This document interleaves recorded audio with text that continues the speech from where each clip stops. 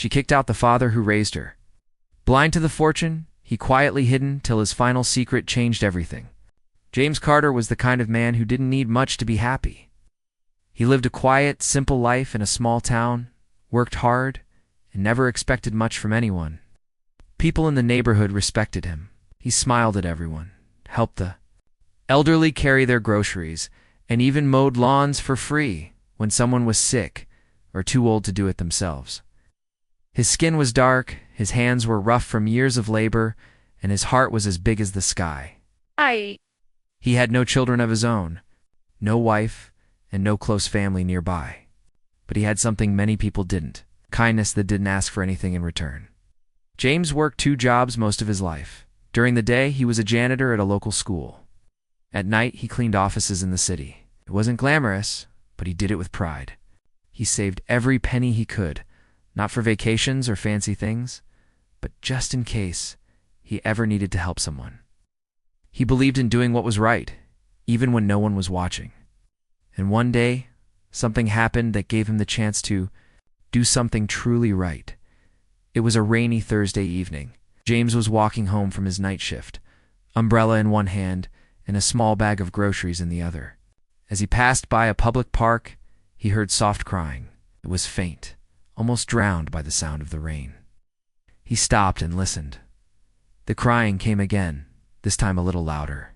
Curious and concerned, James followed the sound and found a little girl, soaked and shivering under a slide. She looked no more than 7 years old. Her blonde hair stuck to her face, her clothes dirty and torn. James gently knelt down and asked her what her name was. The girl looked up, scared and unsure, and whispered, "Emily." She said nothing more. No last name, no address, just that her name was Emily and she had nowhere to go. James didn't ask too many questions. He could see in her eyes that she had been through something terrible, something no child should ever experience. He took her home, gave her dry clothes, warm soup, and let her sleep in the guest room. The next morning, he called the authorities, expecting they'd take her into care. But when they found out she had run away from a foster home where she was being mistreated, things got more complicated. She had no living relatives, and the system didn't have a place for her right away. James offered to keep her temporarily while things were sorted. Days turned into weeks. Weeks turned into months. Over time, Emily began to speak more. She started calling him Mr. James, then Uncle James, and finally, just Dad. James never pushed her, let her come to him. He read her bedtime stories, helped her with schoolwork, and held her when nightmares woke her up crying. For the first time in a long while, Emily felt safe. She smiled more. She laughed. And James felt something grow in his heart, something he never thought he'd have, the love of a daughter. 2 years later, he officially adopted her. It wasn't easy. There were court hearings, paperwork, background checks, and social workers who questioned whether a single black man in a working-class job could properly raise a white girl. But James never gave up.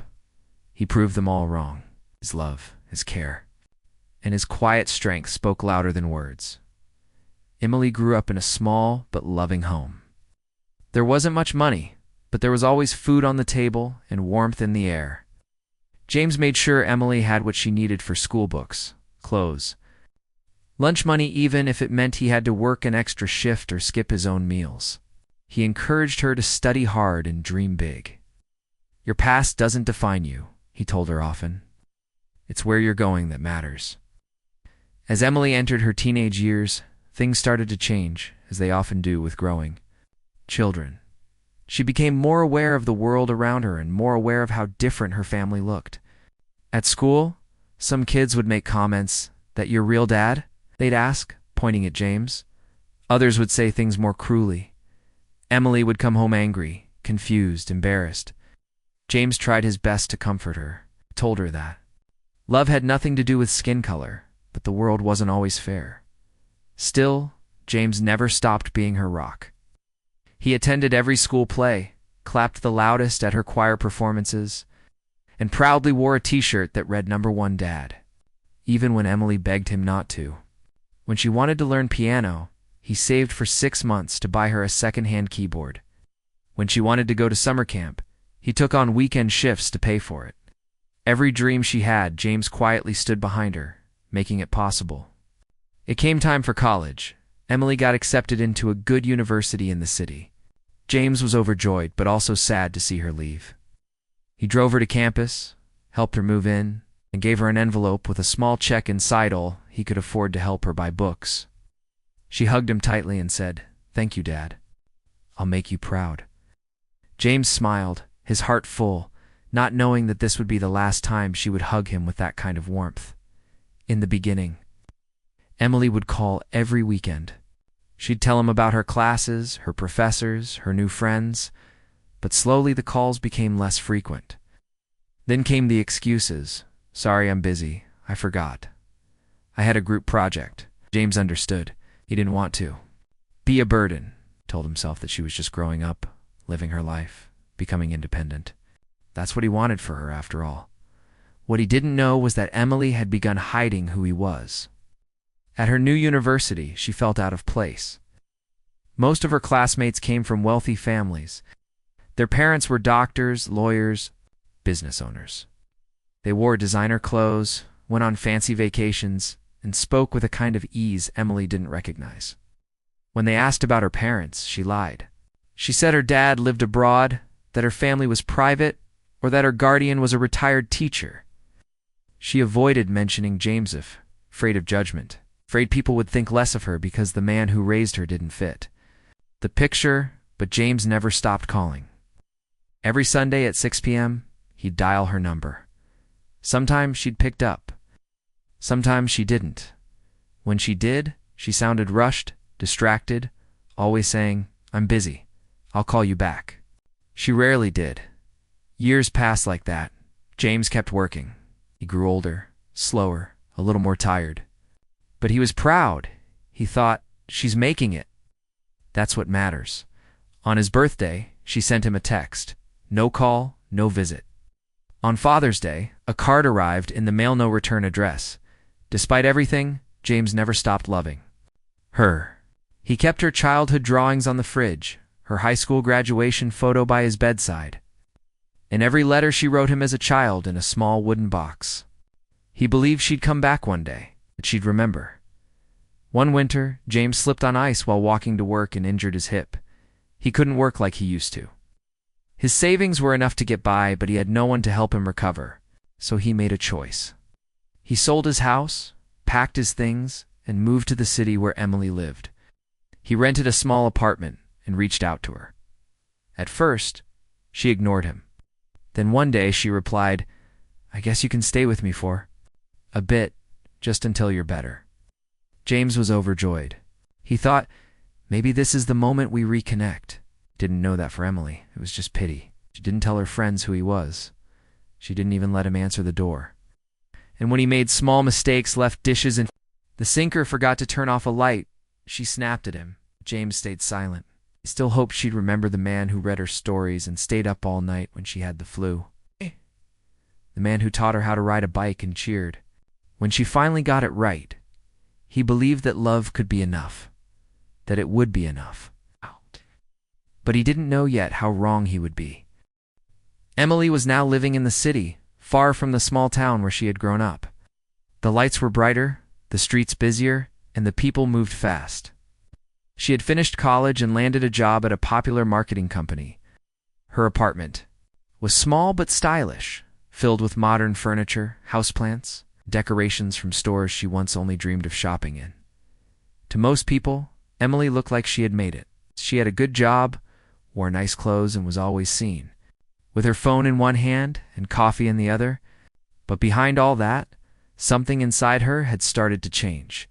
At work, she surrounded herself with people who came from a different world. Her colleagues often talked about childhood summers in Europe, their parents' investment portfolios, and family friends who were CEOs. Emily listened quietly, laughed at the right moments, and nodded, pretending she understood. Slowly, she began to feel ashamed of her past. She didn't talk about the small town she came from. She didn't talk about the man who raised her James, the man who had given her everything. Instead, she created a different version of her story. In this version, Her parents had passed away early. She was raised by an older guardian who didn't stay involved in her life. She used vague words like mentor or caretaker, never calling him dad to anyone new. She told herself it was just easier that way. The people wouldn't understand. She didn't want to explain how a poor black janitor had raised a white girl as his own daughter. Every time someone asked about her family, her chest tightened, and her voice got softer. She knew what she was doing, but she didn't stop. James, on the other hand, was always excited to hear from her, no matter how short the calls became. He didn't mind if she only texted once a week or forgot his birthday. He still believed she was just busy and adjusting to adult life. Whenever she did call, he asked her if she was eating well, if she was sleeping enough, if her job was stressful. He never once asked why she didn't visit or why she rarely answered. He just said, "I'm proud of you," again and again, as if trying to remind her of something she was slowly forgetting. Emily's new world didn't have space for James. Her friends noticed she never talked about her family. One day at brunch, her boyfriend Noah asked, "So where's your family from? You never talk about them." Emily hesitated. Then she said, "It's complicated." She didn't want to lie, but she didn't want to tell the truth either. Noah came from a wealthy family. His father was a corporate lawyer and his mother owned a chain of clothing boutiques. He lived in a luxury condo, drove a sleek car, and had never taken a bus in his life. Emily felt small around him sometimes. She worried that if he knew everything, if he met James, he might look at her differently. Weeks turned into months, and Emily began avoiding James more. She ignored his messages, skipped his calls, and told herself that he didn't really need to hear from her all the time. He'll understand, she thought. He always does. One day, James decided to visit. He had saved up enough for a train ticket to the city. He didn't want to surprise her in a bad way, but he missed her deeply. He called ahead and said, "I'd love to see you, even for just a little while." Emily sounded hesitant but agreed. When James arrived, he was carrying a small gift bag with cookies he had baked and a framed photo of Emily when she was a child. He had even put on his best shirt and polished his shoes. He knocked on her apartment door, excited to see her face. Emily opened the door slowly, her eyes wide with surprise. I hadn't expected him to actually come. She looked around nervously, as if hoping no one would see. "Double quotes, hi, sweetheart," James said with a warm smile. "Hi," she replied without much emotion. "Come in." James stepped inside and looked around the apartment with pride. "You've done well," he said, looking at the photos on the wall, the books on the shelf. "I always knew you would." Emily forced a smile, but felt uncomfortable. She didn't offer him anything to drink. She didn't even ask him to sit down for long. Instead, she kept checking her phone and glancing at the clock. "Are you okay?" James finally asked. "Yeah, it's just, I wasn't expecting company today," she said quickly. James nodded and sat silently for a moment. Then he handed her the gift bag. "I made these for you. Thought you might like a little taste of home." Emily took the bag, but didn't open it. "Thanks," she mumbled. Just then, there was a knock at the door. Emily's boyfriend, Noah, walked in. James stood up and offered his hand politely. "Hi, I'm James." Noah looked confused. Emily quickly said, "This is, an old family friend." James's face dropped slightly, but he didn't say anything. He looked at Emily for a moment, as if searching for the girl he once raised, but she avoided his eyes. After a few awkward minutes, Emily turned to James and said, "I think maybe it's best if we catch up another time. I have a lot going on right now." James understood. He stood up, smiled faintly, and said, "Of course. I didn't mean to intrude." He walked out of her apartment with heavy steps, the smile fading the moment she closed the door behind him. He didn't cry. He just walked and walked and walked. Back inside, Noah asked, "Who was that really?" Emily paused for a second and then said, "Just someone from my past." That night, James sat alone in a small motel room, eating one of the cookies he had made for Emily. He looked at the framed photo he had brought and whispered, "She's not the same anymore." But he didn't blame her, never would. Meanwhile, Emily stared at the gift bag on her kitchen counter. She didn't throw it away, but she didn't open it either. She tried to focus on work, on dinner with Noah's family, on new shoes and new promotions. But something lingered in her chest, something heavy, like guilt or regret. Still, she told herself she had done what she needed to do to fit in. Over the next few weeks, she avoided all contact with James. He would text things, like "hope you're doing well" or "miss you," and she would leave them unread. One night, she got a message that simply said, "I'm proud of the woman you've become, no matter what." That one, she read, and then deleted. Her boyfriend started asking more questions. "Why don't you ever go home? Do you never talk about your childhood? You seem distant sometimes." Emily always changed the subject. She had buried the truth so deep, she couldn't dig it out even if she wanted to. And yet, something in her heart had changed. She began seeing James not as the man who raised her, but as a shadow of a past she didn't want anymore. She remembered being teased at school for having a black father. She remembered feeling poor, different, embarrassed, even though James had done nothing but love her. She started connecting him to every moment of shame she had ever felt. She blamed him for being different, for not being normal, for not being rich or well-spoken or highly educated. The same man who gave up his life to give her a better one was now the person she wanted to forget. When James called again one evening, she didn't answer. He called again, still nothing. Finally, she replied with a cold message, "I'm busy. Please stop calling so much." James didn't reply. And for a while, neither of them said anything. Emily continued with her life. She got a raise, went to parties, made new friends. But sometimes when she walked past a bakery that smelled like cinnamon or saw an old man helping a child cross the street, her heart twisted for a moment. She remembered James's warm hands, his rough voice singing lullabies, the way he used to carry her on his shoulders during parades. But she always shook those memories away. She told herself she had outgrown him. What she didn't know was that James was slowly fading, alone, hurt, and still loving her from a distance. Still hoping she'd come back. Still believing that somewhere inside her, the little girl he had once held close was still there. James sat alone in his small apartment on the edge of the city. The room was quiet, filled only with the ticking of an old clock and the faint sound of cars passing outside. His hip still ached from the fall he had taken months earlier. Around had become difficult, and the cold weather made the pain worse. He tried to stay strong, just like he always had, but the truth was, he was tired of being alone, tired of waiting for calls that never came, and tired of missing. The daughter he had once raised with so much love, he still kept Emily's childhood photo on the small table near his bed. Her face was young and bright in that picture, her smile wide, her arms around his neck. It was taken on the day she had learned to ride a bicycle. He remembered running beside her, cheering, holding the seat until she found her balance. Had screamed with joy, "Daddy, I did it." That moment had stayed in his heart forever. But now, years later, it felt like a different life. After living in the city for nearly a year, James found himself struggling to pay rent.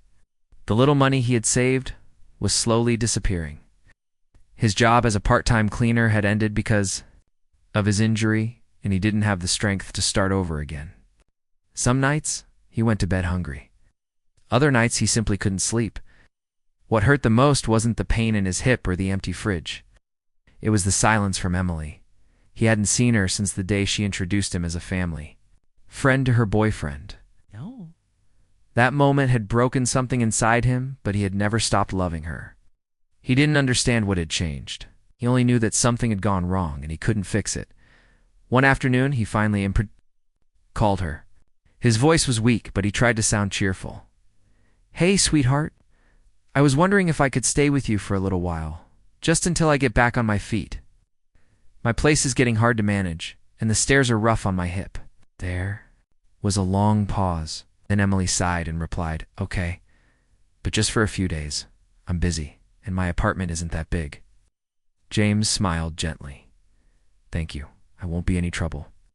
He arrived with only one suitcase and a small bag of his belongings.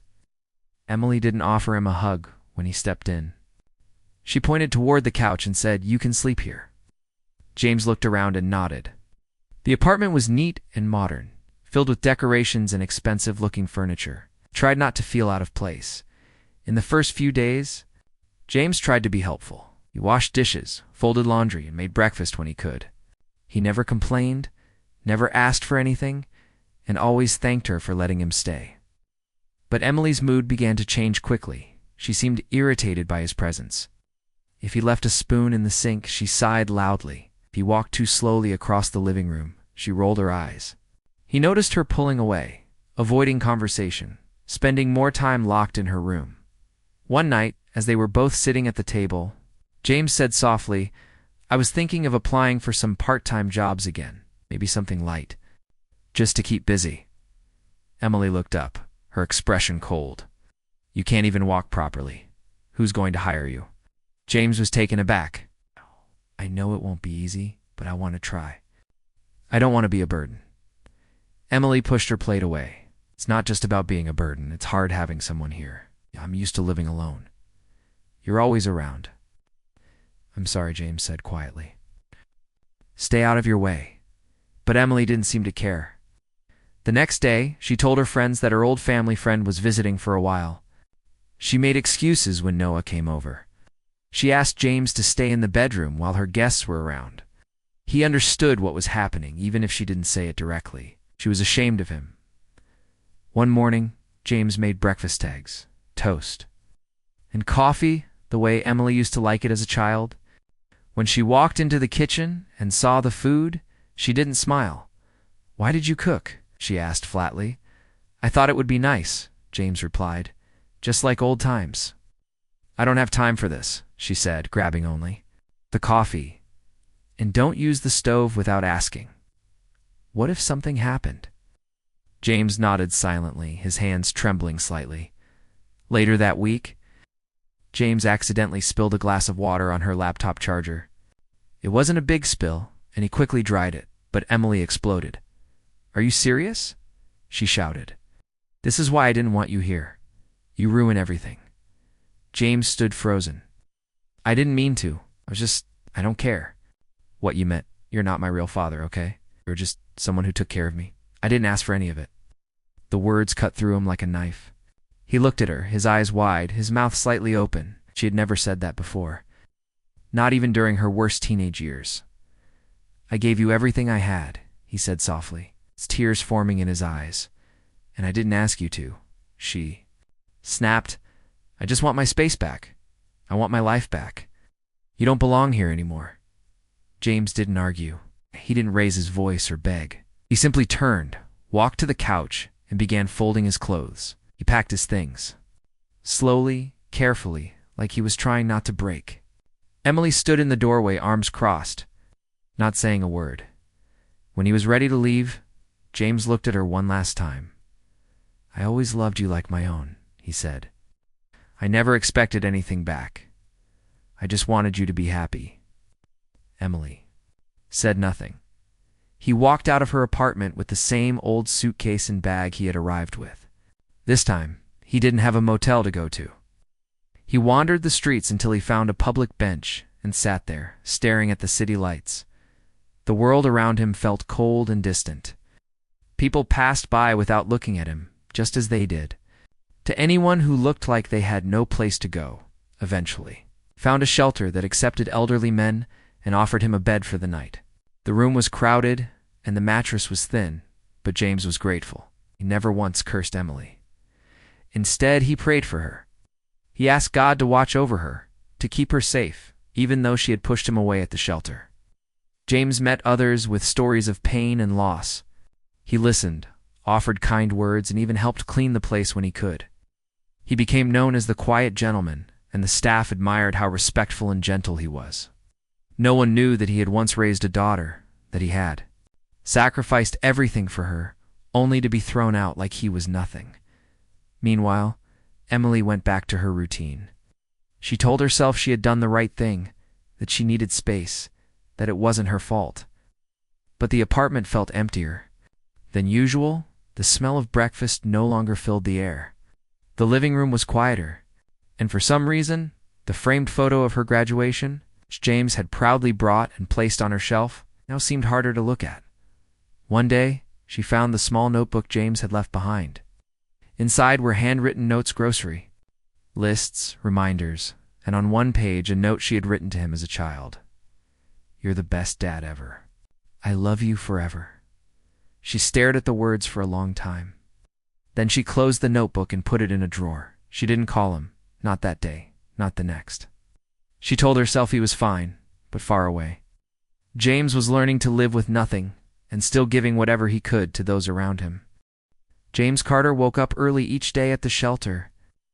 Even though his back ached and his hips still bothered him, he made his bed neatly, folded his few clothes with care, and helped other residents whenever he could. The shelter was not a comfortable place. The beds were close together, the food was basic, and some of the men staying there were angry or troubled. But James never complained. He always found a way to smile. He believed that as long as you had breath in your lungs, you could still be kind to others. He had been staying at the shelter for several months now. Most of the staff knew him as Mr. Carter, the quiet, respectful man who never asked for much. The younger men came to him for advice. The older ones found comfort in his calm presence. He had become something like a father figure, even though nobody knew his full story. No one knew that he had once raised a daughter or that she had kicked him out. He didn't talk about her, not because he didn't care, but because the pain was still too deep. At night, when the shelter was quiet and most of the other men were sleeping, James would sit near the window with a small notebook. He would write letters he never sent, mostly to Emily. Letters filled with love, memories, and soft prayers. Sometimes he cried silently. Sometimes he just stared at the stars and wondered if she ever thought of him. One cold morning, James was taken to the hospital after collapsing near the shelter's front steps. The doctors said his heart was weak, needed rest, proper food, and medicine. The shelter staff were kind enough to help him get a bed in a small care facility for the elderly. It was not fancy, but it was clean, and the nurses treated him well. James didn't ask for anything. Still smiled, still thanked everyone, even when he was in pain. What no one knew, not even the people at the shelter or the nurses at the care home, was that James had a secret. A very big one. Many years ago, while working as a janitor at an office building, James had become close with one of the older businessmen who worked late hours. The man, Mr. Daniels, had noticed James's strong work ethic, his honesty, and his willingness to help. Over time, they built a quiet friendship.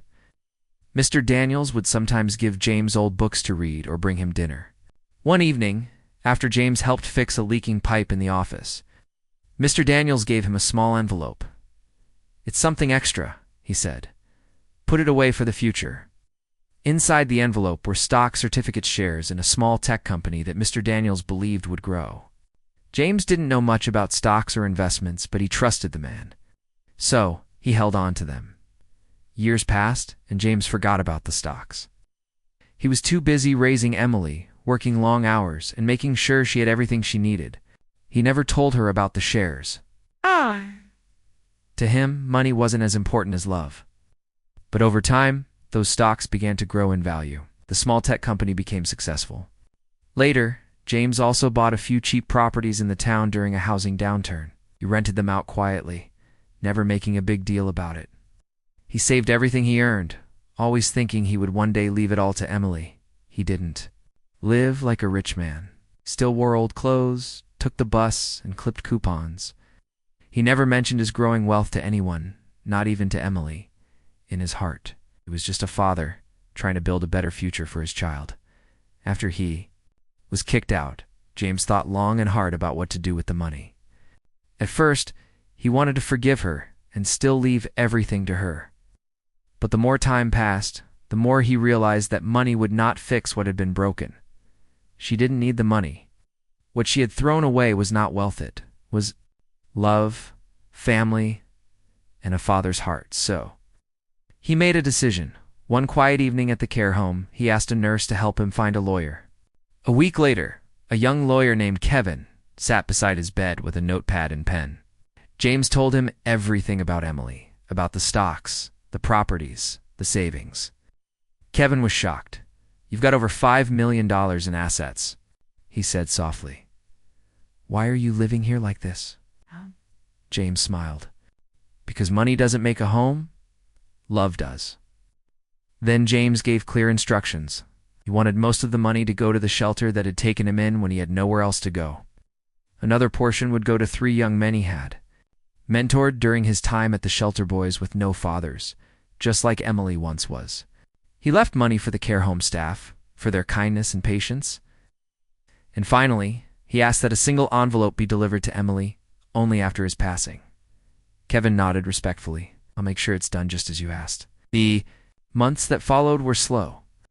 James grew weaker, but he never stopped being kind. He shared stories with the nurses, gave advice to the younger residents, and wrote more letters to Emily that he never sent. One of the nurses, Maria, often sat by his side in the evenings. "You should call her," she said once. James shook his head. "She made her choice. I just hope someday she understands," Maria asked. "Do you hate her?" James's eyes filled with tears, but he smiled. "I could never hate my daughter, not even if she hates me." One morning, James didn't wake up. He passed away quietly in his sleep, a gentle smile on his face. The nurses cried. The shelter workers visited to pay their respects. And the young lawyer, Kevin, began to carry out James's final wishes. Emily was at work when she got the call. A soft, professional voice on the line said, "Miss Emily Carter." "Yes, my name is Kevin Hughes. I'm an attorney. I'm sorry to inform you that James Carter has passed away. He named you in his final documents." Emily froze.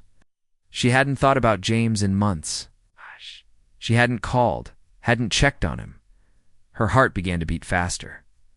"Wait, what? Are you sure?" "Yes," Kevin said gently.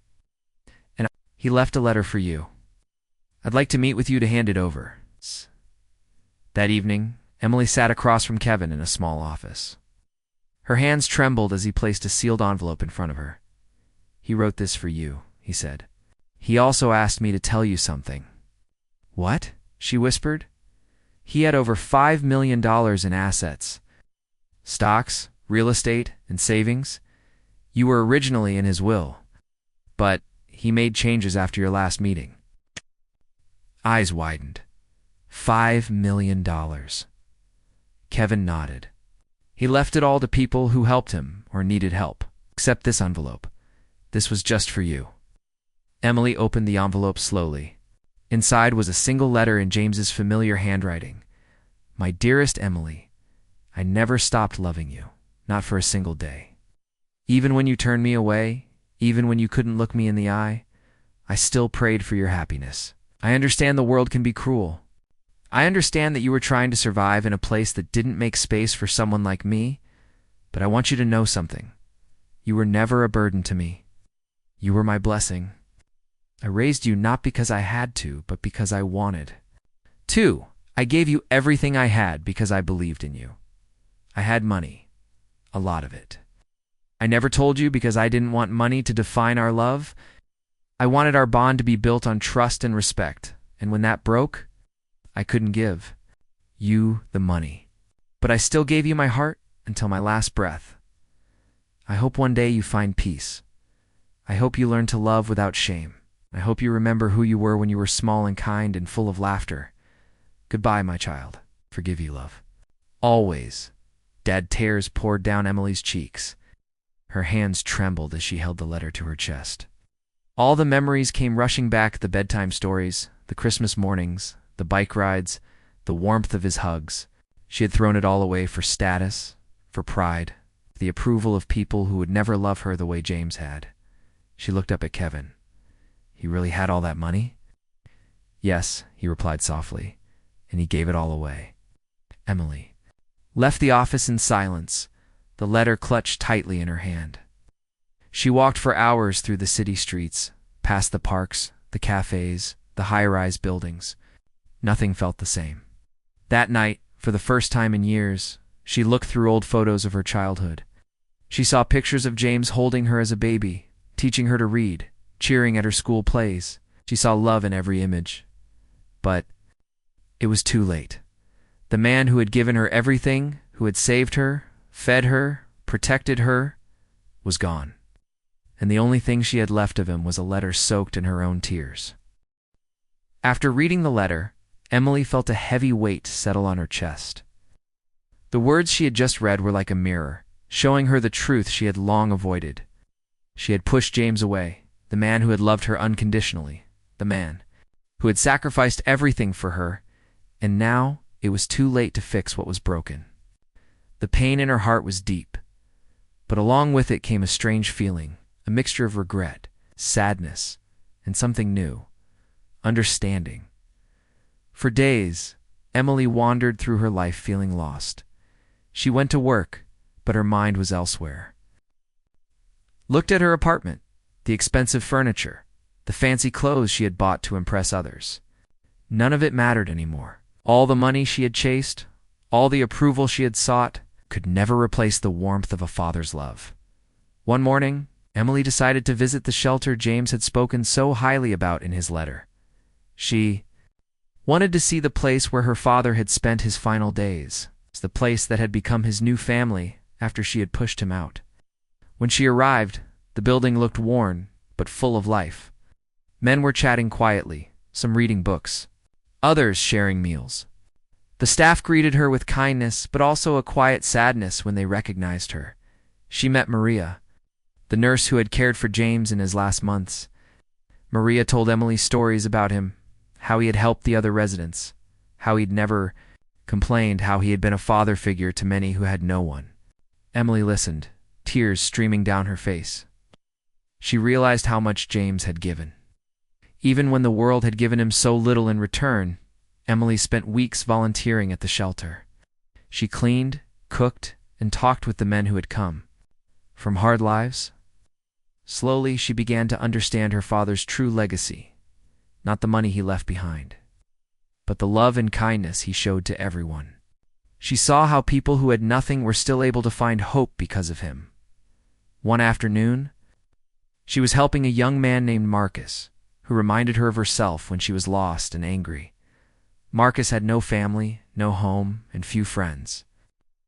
Shared with him the lessons she had learned from her father's life and death. She told him about forgiveness, about love, and about the power of second chances. As the months passed, Emily's heart began to heal. She made new friends, found new purpose, and started to build a life that was different from the one she had before. She wasn't perfect, and she still carried the pain of losing James. But she was no longer afraid to face her past. She also began to write letters to James, letters to herself, letters to the people she had hurt. Writing became her way to forgive and to remember. She never sent those letters, but she kept them in a box. Reminder that healing is a journey, not a destination. One day, Emily found an old photo album in the back of a closet. It was filled with pictures James had taken over the year's holidays.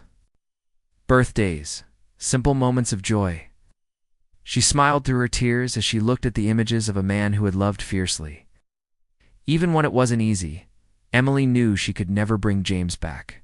She could never undo the past, but she could carry his love forward, in the way she treated others, in the way she lived her life. Years later, Emily stood outside a new community center that had been built with some of the money James had left to the shelter. The building was bright and welcoming, a place for people who needed a fresh start. As she looked up at the sign, she whispered, "Thank you, Dad." She'd learned the hard way that true wealth isn't money or possessions. It's love, forgiveness, and the courage to change. And though James was gone, his spirit lived on in the hearts of those he touched. And in Emily's new life, built on the lessons of the past,